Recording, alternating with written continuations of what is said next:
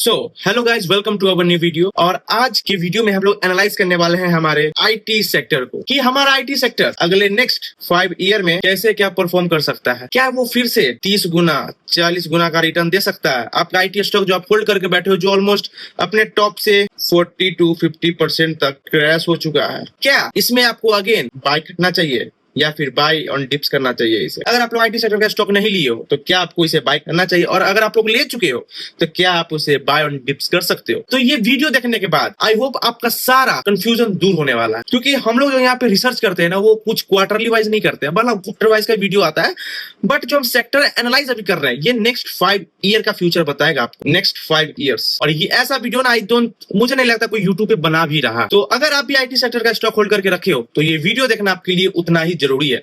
सो आइए, without any wasting of the time, let's get it. तो सबसे पहले हम लोग बात करते हैं आईटी सेक्टर का हमारे इकोनॉमी में क्या रोल होता है। मतलब आईटी सेक्टर कितना हमारे इकोनॉमी को बूस्ट करने में हेल्प करता है, या कितना परसेंट जीडीपी में हेल्प करता है, ये एक्सपोर्ट क्या करता है, सारी चीजों के ऊपर आज हम बात करने वाले हैं। तो सबसे पहले टॉपिक, तो अगर हम लोग जीडीपी की बात करें, इंडिया की जीडीपी की, तो ऑलमोस्ट आईटी सेक्टर आपको 7.6% जीडीपी में, बस अकेला आईटी सेक्टर हमारा जीडीपी में 7.6% एलोकेट करता है। जी हाँ, 7.6%, एक single sector that is IT sector, यहाँ पे हमारे जीडीपी में हिस्सेदारी है हमारी आईटी सेक्टर की। समझो अगर 100 रुपए है तो ऑलमोस्ट उसमें से 7.6 रुपीज आईटी सेक्टर के ही है। इतना योगदान है हमारा आईटी सेक्टर का इन आवर जीडीपी। तो समझ जाओ यहाँ पे आईटी सेक्टर का क्या रुतबा है हमारे जीडीपी में। अगर हम लोग कंपेयर करते हैं एग्रीकल्चर से, तो इसका है आपका 15%, बट उसमें भी 50% तो लोग ही काम करते हैं, ठीक है। और आईटी सेक्टर में ऑलमोस्ट 5.4 मिलियन लोग काम करते हैं। समझ सकते हो, 5.4 मिलियन लोग हमारे आईटी सेक्टर में वर्क करते हैं। और अगर हम लोग एक्सपोर्ट की बात करें, जो इंडिया बाहर कंट्री को एक्सपोर्ट करता है, इसमें हमारा आईटी सेक्टर का कितना योगदान आपको पता है? $199 बिलियन। इंडिया के एक्सपोर्ट का ऑलमोस्ट 45% आपका आईटी सेक्टर ही संभालता है। समझ सकते हो, 199 बिलियन, मतलब इसको ले सकते हो अप्रोक्स आप $200 बिलियन भी ले सकते हो। 45% ऑफ इंडियन एक्सपोर्ट में आईटी सेक्टर का ही रोल रहता है। और अगर कॉर्पोरेट टैक्स की बात करें तो ऑलमोस्ट आईटी सेक्टर से 28% का कंट्रीब्यूशन है हमारा कॉर्पोरेट टैक्स में थ्रू आईटी। तो समझो अगर 100 लोग टैक्स भर रहे हैं ना, उसमें से 28 लोग तो आपके आईटी के ही हैं, आईटी सेक्टर में ही वो लोग काम कर रहे हैं। तो ये पावर है, ये दबदबा है हमारे आईटी सेक्टर का इंडिया। अभी तो जस्ट थोड़ा सा ही पॉइंट है, मैं आपको बताया हूँ। आईटी सेक्टर जितना आपको लगता है ना, टीसीएस, विप्रो, इन्फोसिस, ये बहुत बड़ा है। ये इंडिया का पिलर है, बोल सकते हो ऐसा, इंडिया का पिलर है ये तो हो गया जो डायरेक्ट लोग इसमें काम करते हैं, जो मैंने आपको बताया कि इसमें 55.4 बिलियन लोग काम करते हैं directly in IT sector. But जो कैप्स लाते हैं, जो आप लोग फोन पे यूज करते हैं, या फिर चाय वाले के सामने जाके वे फोन पे कर देते हो या कैप्स यूज करते हो, ये लोग भी तो एक तरह से आईटी सेक्टर को ही दे रहे हैं, आईटी सेक्टर में ही काम कर रहे हैं। इनका कौन जोड़ है? इनका भी तो आप ही लोग को जोड़ना पड़ेगा। तो ये ऑलमोस्ट इनडायरेक्ट बोला जाए, जैसे रियल एस्टेट हो गया, अभी इसमें ऑलमोस्ट 13 से लेके 15 मिलियन लोग हैं जो कि इनडायरेक्ट आईटी सेक्टर में वर्क करते हैं। समझ जाओ, ये इनडायरेक्ट है, और जो डायरेक्ट है वो है आपका 5.4 मिलियन। तो कितना बड़ा ये नंबर है, और कितना बड़ा massive support IT sector India को करते हुए आ रहा है। अब बात कर लेते हैं हमारे जो मोस्ट इंपॉर्टेंट थिंग होता है किसी भी सेक्टर या किसी भी स्टॉक का, पीई रेशियो। अगर पी रेशियो के बारे में आपको नहीं पता है तो पी रेशियो को बोलते हैं प्राइस टू अर्निंग रेशियो। तो ये समझ लो, इस बार जो हमारे आईटी सेक्टर का पीई है वो है आपका 24.7, ये इसका पीई है।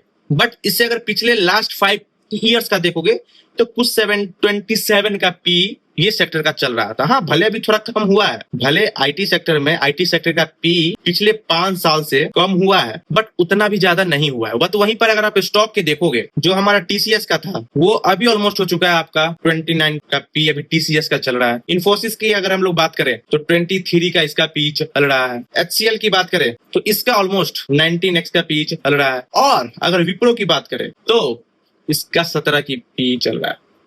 लेकिन इसका पिछले 5 साल में पता है इसका पी क्या चल रहा था? एवरेज 5।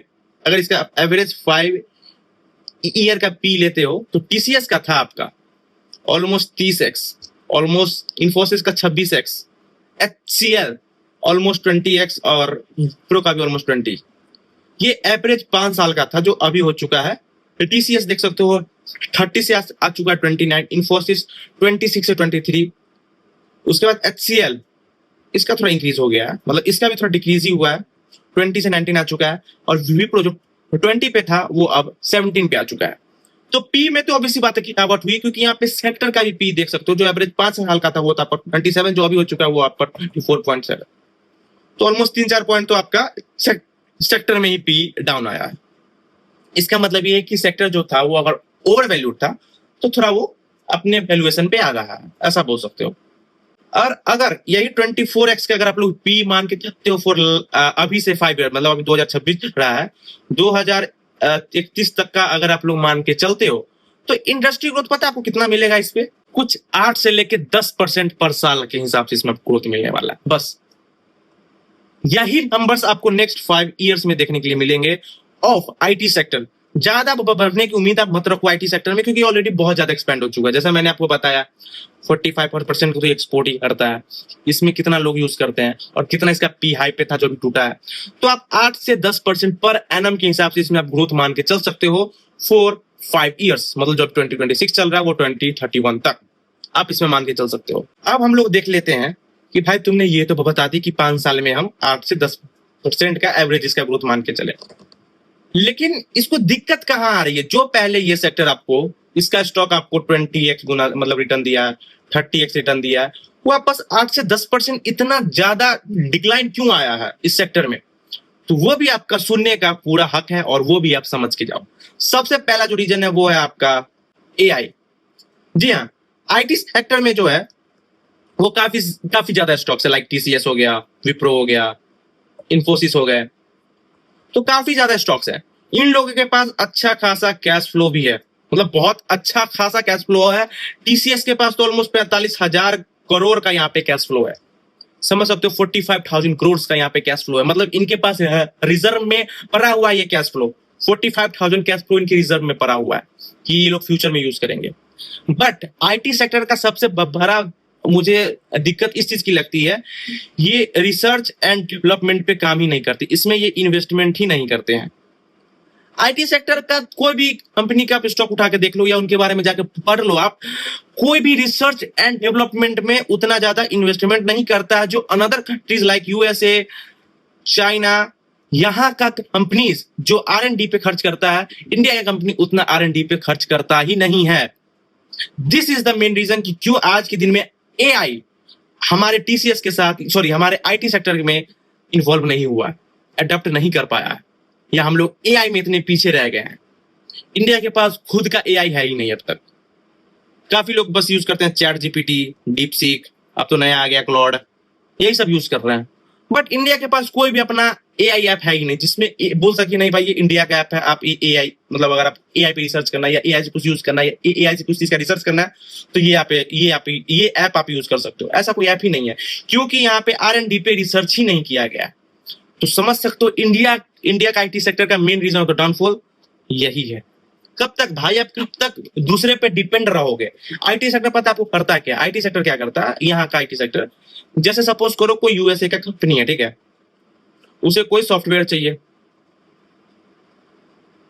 जो इंडिया का आईटी सेक्टर जो है वो उसे बनाकर देता है, और इससे सपोज करो ये 100 रुपया कमाता है, ठीक है।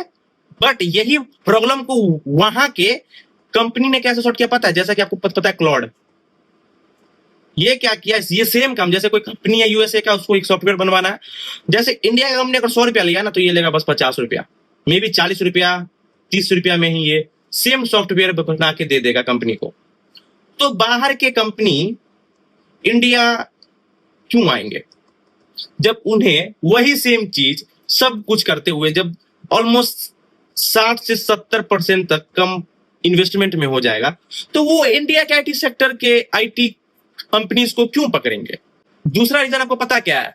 दूसरा रीजन है आपका ग्लोबल टैक्स। यूएसए और यूरोपियन वाले बोल रहे हैं, यूरोप वाले बोल रहे हैं 15% तक मिनिमम टैक्स लगेगा, 15% का मिनिमम टैक्स लगेगा इंडिया का आईटी सेक्टर को वहां वर्क करने के लिए। लेकिन टैक्स आर्बिट्राज करके नहीं बचा सकते, ये तो आपको पता ही है।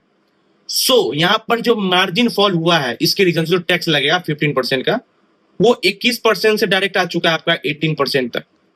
ऑलमोस्ट देखा जाए तो 3% का मार्जिन में गिरावट आ चुका है।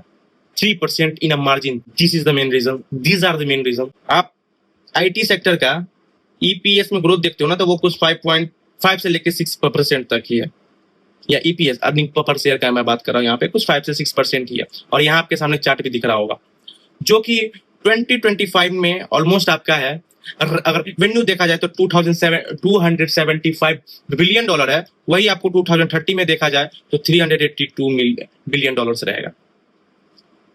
मतलब, और पी की अगर बात करें, जो अभी आपका है 24 का पी आप लोग ले रहे हो, तो 2030 तक इसका पी पता आपको कितना बनने वाला है, डिक्रीज होने वाला, वही आपको 20 से लेकर 22 के बीच में रहने वाला है इसका पी। तो earning price to earning ratio भी यहाँ पे कम हो रहा है। मतलब जो लोग पहले सोचते थे ना कि आईटी सेक्टर में पैसा लगाया, देखो आईटी सेक्टर का बूम तभी आया था जब आईटी सेक्टर क्रैश किया था, एंड दैट वाज 2008।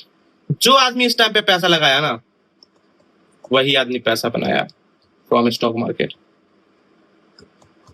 ये जो था ना, ये गोल्डन ईयर था आईटी सेक्टर का, गोल्डन ईयर, सोने का साल था ये आईटी सेक्टर के लिए। रिस्क फैक्टर की बात करें कि क्या रिस्क फैक्टर हो सकती है अगर आईटी सेक्टर की, तो सबसे पहला जो हमारे आईटी सेक्टर का क्लाइंट, मतलब आईटी कंपनीज का क्लाइंट है यूएसए, वहां पर रिसेशन आने की चांसेस काफी ज्यादा है। आपको ऑलरेडी पता, जो कि मुझे लग रहा है कि 2027 तक तो आ ही जाएगा जैसा उसका हाल है। जैसा कि आपको पता है, निफ्टी में आईटी सेक्टर का एलोकेशन ऑलमोस्ट 12 से 13%, 12% ही है, 12% या 12% है आईटी सेक्टर का एलोकेशन इन निफ्टी 50। तो आप अपने पोर्टफोलियो में प्लीज 10% ही आईटी सेक्टर रखना, क्योंकि जैसा इसका हाल है करंट फेस में, अगर ये लोग एआई को अडॉप्ट नहीं किए, रिसर्च एंड डेवलपमेंट पे काम नहीं किए, तो आईटी सेक्टर यार वही आपका 5 से लेके 6% का ग्रोथ देने वाला है नेक्स्ट 5 ईयर्स में। क्या का रिटर्न आप इसको बोल सकते हो, 5 से 6% का ही रिटर्न आपको मिलने वाला है, उससे ज्यादा का आप इससे ग्रोथ मत एक्सपेक्ट करना। पहले जो 12% था वो अब 5 से 6% रह जाएगा, और क्या है। तो आई होप अब आपका आईटी सेक्टर का जो अभी करंट फेस चल रहा है, इस पे आप क्लियर हो चुके होंगे, और इनका क्या फ्यूचर प्लान है। जैसे मैंने बताया, इन लोगों के पास ऑलरेडी कैश फ्लो काफी ज्यादा है, अगर ये इसे यूज करते हैं लाइक रिसर्च एंड डेवलपमेंट में, क्योंकि यही एक चीज है जो आदमी को आगे ले जाता है, कोई भी कंपनी को आगे ले जाता है। तो अगर ये इस चीज पे काम करते हैं, मेक श्योर आईटी सेक्टर वापस से बूम करेगा, और आपको फिर से आईटी सेक्टर एक अच्छा खासा बूमिंग का रिटर्न आपको देके जाएगा।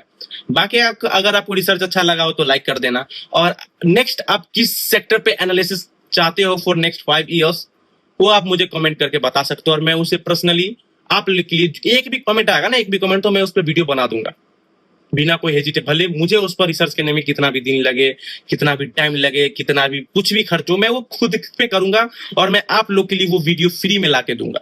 जो रिसर्च एनालिस्ट आपसे पैसा लेते हैं ये सब रिसर्च करने का, मैं वो आपको फ्री में करके दूंगा। लेकिन उसके लिए बस मुझे आपसे प्लीज चैनल को आप लोग सब्सक्राइब कर देना, और वीडियो को लाइक जरूर कर देना वीडियो अच्छा लगा तो। और हाँ, अगर आप लोग को म्यूचुअल फंड में इन्वेस्टमेंट करना है तो आप लोग मुझे सिंपली